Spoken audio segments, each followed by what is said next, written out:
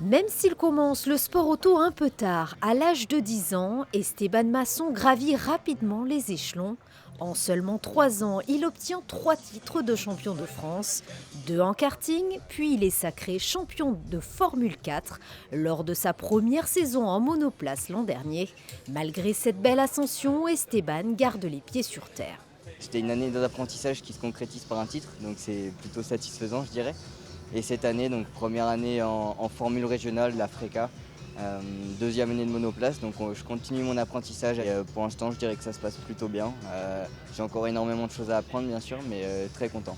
Avec les difficultés financières qu'exige une telle discipline, Esteban peine à poursuivre ses rêves par faute de budget, mais une rencontre va être déterminante dans la vie du jeune pilote. J'ai toujours eu besoin de quelqu'un qui m'encadrait, qui m'encadre comme Didier, pardon. Je suis tombé sur la bonne personne au bon moment, qui a fait que j'ai pu me construire, finir de me construire en karting, je dirais, me construire totalement en fait avec Didier pour pouvoir faire ce passage le plus facilement en monoplace.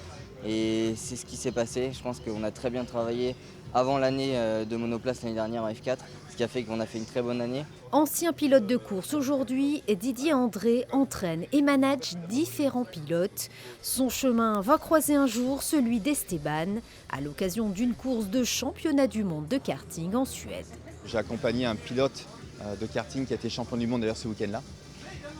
Et en repartant sur le parking, voilà, on s'est rencontré avec son papa. Il était très triste, ouais, très triste parce qu'il n'avait pas pu accéder à la finale. Il était voilà, vulgairement au bord du gouffre, comme on dit. Et puis le fait d'avoir échangé avec lui, voilà, sans trop le connaître, je le connaissais un petit peu, mais sans plus que ça. Voilà, du coup, j'ai dit, bah, écoutez, je propose qu'on se rappelle plus tard pour vous expliquer, pour vous conseiller. Et puis du coup, voilà, c'était un échange téléphonique qui s'est transformé finalement en une totale, on va dire, un total encadrement d'Esteban. Il avait ce petit quelque chose en plus des autres, mais il avait aussi des lacunes dans d'autres domaines. Mais ces lacunes n'étaient pas pour moi un frein, elles pouvaient se travailler. Malheureusement, en sport auto, tous les paramètres ne se maîtrisent pas, mais il est fort à parier qu'Esteban Masson vivra un jour de sa passion sur circuit.